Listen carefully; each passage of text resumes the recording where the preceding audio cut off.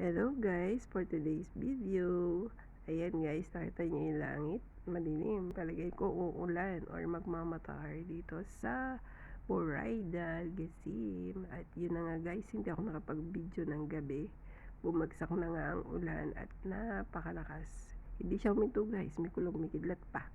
Kaya kinabukasan, pagising ko, nakita ko yung alaga ko may kausap sa cellphone, nando sa gate. Nakita ko bakit may tubig. Sabi niya, baha daw yan, doon galing sa kabilang dulo.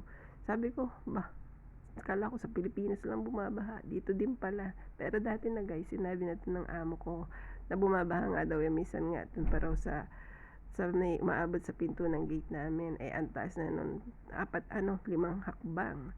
Ganong grabe, mababa pala tong pwesto namin guys. Ayan, nakita nyo, lumulutang yung mga basurahan.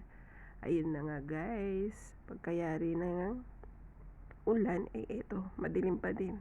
Tingin ko uulan pa, hindi pa tapos. O de sana all. Thank you guys.